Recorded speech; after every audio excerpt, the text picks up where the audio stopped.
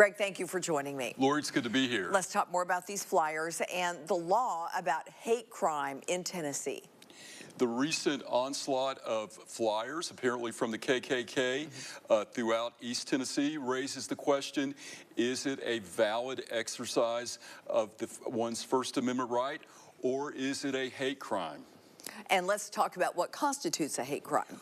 Well, both under state law and federal law, hate crimes are very broad, and both Congress and the Tennessee General Assembly have a very strong statute or language when they talk about exercise of guaranteed rights and intimidation of rights.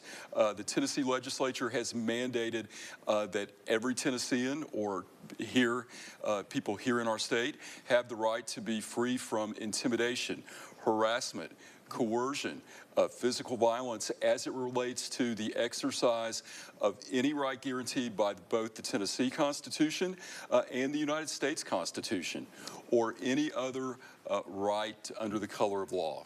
Let's talk about possible prosecution here. I mean, the flyers have a phone number on them. It's not real hard to get in touch with these folks, but we're in a weird time politically.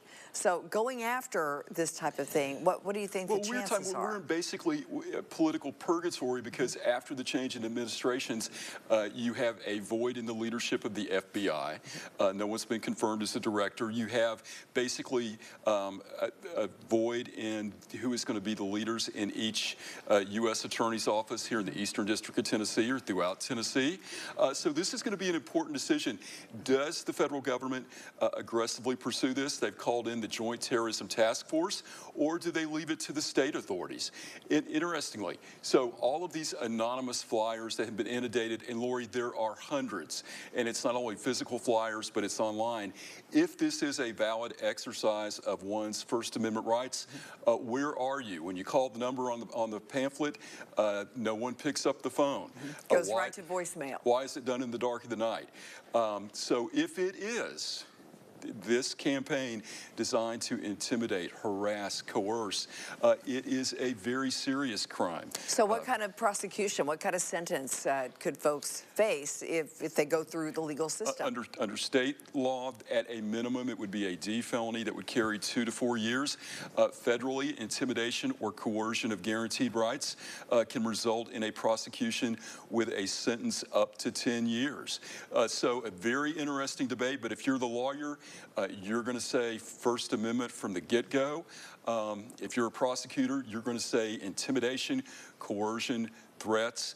So it'll be interesting to see how the investigation unfolds, or if it unfolds, and whether these individuals are going to come forward and rely on their First Amendment rights. All right. Thank you, Greg. Don. Wow. If you have a legal question for Greg, you can send it to AskIsaacs@WATE.com. That's our email system. We talk with Greg every Wednesday at 5:30 right here on Channel 6 during the television news. Now, for a deeper conversation, you can actually tune in to our website, WATE.com, Wednesdays at 2:30. Don't go anywhere. Our DC Pulse is next.